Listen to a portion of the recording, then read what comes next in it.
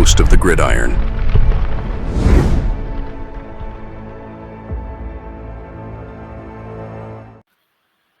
So I saw this here. How about that Mike Vrabel as the new head coach of the New York Football Giants? Now he had himself a nice little run with the Titans.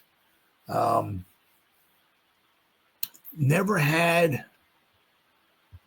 I mean, let's see here. I mean, obviously he had Henry. Henry was the offense. Let's look here. Tennessee here. 2018. Oh, okay. I just want to say, I want to see all his quarterbacks. Marcus Mariota and Blaine Gabbert. Okay, 2018. 2019. His quarterbacks. Ryan Tannehill, Marcus Mariota. 2020. Let's see, Tannehill and Logan Woodside. There you go. Right. 2021. Now, once again, let's got to keep in mind, okay, you had Derrick Henry, right, who's an offense all by himself, okay? And Ryan Tannehill and Matthias Farley. Wow. Matthias only threw one pass, so. But let's see, 2020. Was he in there? 2022? Oh, wait.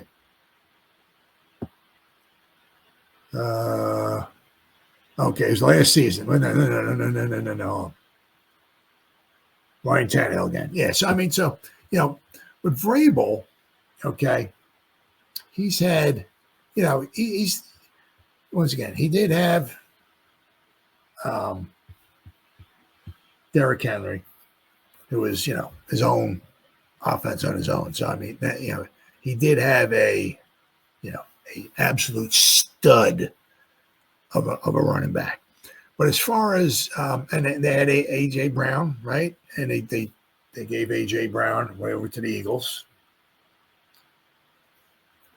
So, but he's never had an upper, as far as I'm concerned, echelon quarterback. I mean, Tannehill's okay quarterback. Can he win you some games? Yep, absolutely. Is he a nice quarterback? Yeah, but I mean, he's not, be interesting to see if Vrabel ever went someplace and maybe had an elite quarterback, right?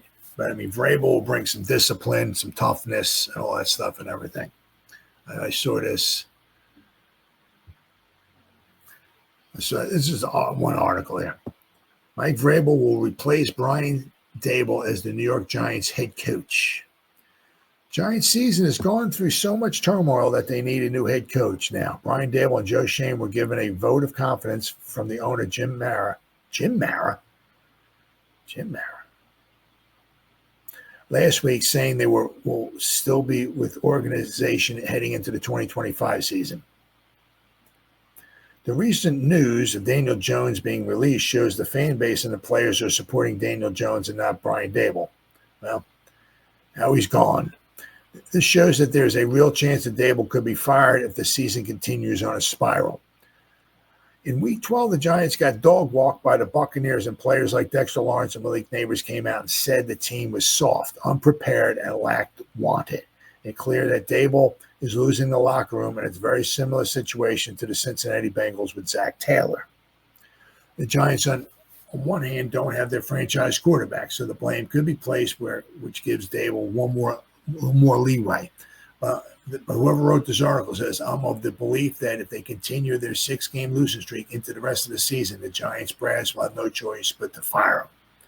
Malik Nabers' quote was the most poignant to me because he was stating that it's not a quarterback issue and implying that for him to get more targets, you have to ask Daboll. And I started getting the ball when it's 30-0. What do you want me to do? Talk to Dabes about that. Talk to Dabes. So there's obviously a name like Bill Belichick, Ben Johnson, Bobby Slowick on the potential head coaching block, and Bill Belichick could be a good option also. He just said Bill Belichick. Vrabel still remains the most realistic.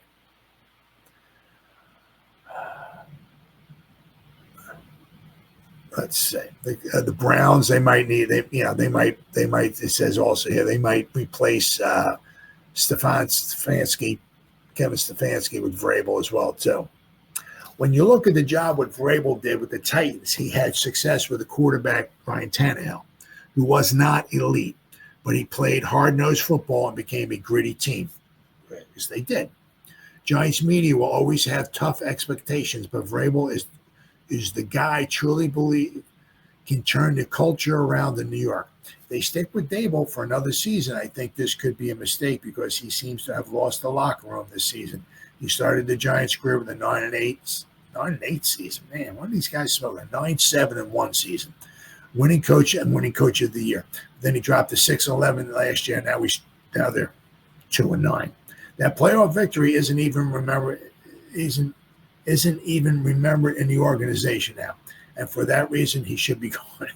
If it's not, I'd be interviewed for 3 years ago before they hired Brian Daboll as the next potential candidate as their head coach. But all in the culture shift needs to happen, and I believe Vrabel. No, that's it. Vrabel. So, interesting. As I said, it's going to be interesting to see, right? As I said, he gave, he said, and I understand that. They came here, and Daniel Jones was here. John Mara is like, hey, how you doing, Joe Schoen? Good, okay. Well, welcome to the Giants, and here's your quarterback, Daniel Jones, right? Now they had an option, right? They chose to pay him. Of course, that backfired, so they could have gotten rid of him, right? But it'd be interesting to see if what happens.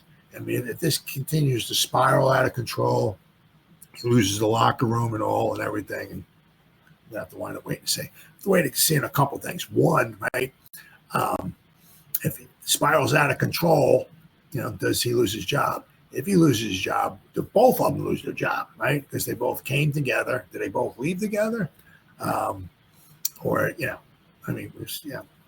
Dave's might be losing the locker room, but Shane is also making some bad decisions as well too. I mean, once again, national TV, right? You didn't want to pay your best player, right? And now he put up 3,800 yards tonight running the ball, right? And he's basically, he's the biggest reason that the Eagles right now are going to win the division because the Commanders they were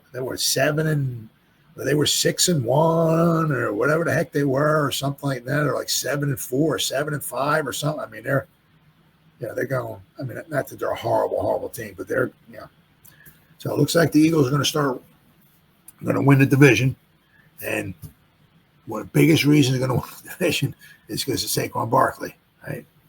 So Shane's made some boo-boos. Daboll's losing the team. So it'll be very, very interesting. Very, very interesting. So got a quick turnaround here. I mean, here it is Monday morning, right? And just in a few days, Giants are going to be taking on the Cowboys in another Thanksgiving day. Hopefully, it wasn't too bad 2 years ago. The Giants were at least winning at halftime, if I remember correctly, in that one, and we just let it get away. Hopefully the game's a little bit closer than the one it was last year, at least. But last year they had Dak in there throwing the ball. This year it'll be Cooper Rush. This year, right? I guess we got Cooper Rush going against Danny DeVito. Wow. What a Thanksgiving day that was. What a Thanksgiving Day treat that'll be, huh? Unbelievable. All right, guys. Well, it's been 1 hour and 15 minutes. Hey, whoever spent any time listening to me live, thank you. Good talking to you guys. Thank you so much. Thank you so much for spending your time with me, staying up late with me. I greatly appreciate it. It's great talking Giants football. Unfortunately, once again, as always, we're talking negative.